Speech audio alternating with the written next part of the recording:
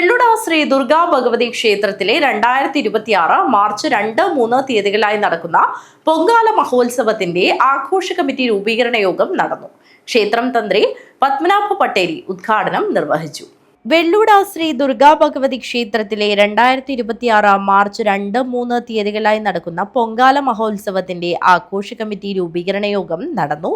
ക്ഷേത്രം തന്ത്രി പത്മനാഭ പട്ടേരി ഉദ്ഘാടനം നിർവഹിച്ചു.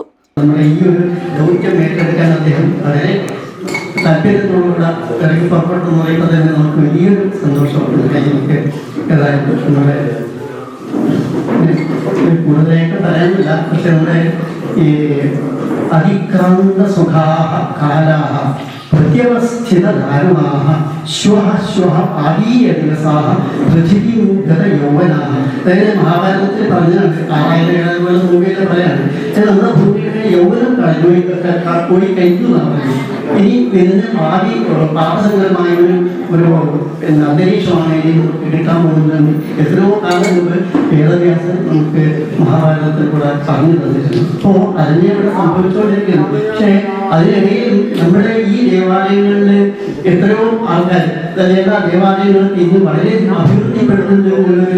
വളരെ ഒരു സന്തോഷകരമായ ഒരു വാർത്ത നമുക്ക് രണ്ടും കേട്ടോ നമുക്കറിയാം. എം രാജൻ കാരാക്കോട് അധ്യക്ഷത വഹിച്ചു. രക്ഷാധികാരി TV Bhaskaran, U Narayanan Nair, P Kunhiraman, Velayudhan Kodavalam, panchayat അംഗങ്ങളായ ശോഭ Echikkanam, KV Balan, A Rajan, Sreejith പർക്കളായി എന്നിവർ സംസാരിച്ചു. TV കുഞ്ഞിക്കണ്ണൻ സ്വാഗതവും പ്രഭാകരൻ തോണിക്കല്ല് നന്ദിയും പറഞ്ഞു.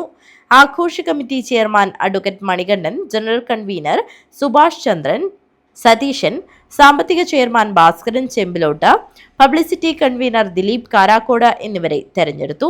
മാതൃസമിതി പ്രസിഡന്റായി അനിത കളത്തുങ്കാൽ, സെക്രട്ടറിയായി റീന കുഞ്ഞിക്കണ്ണൻ, ട്രഷററായി കാർത്യായനി സജീവൻ എന്നിവരെയും തെരഞ്ഞെടുത്തു. News bureau, Kanhangad.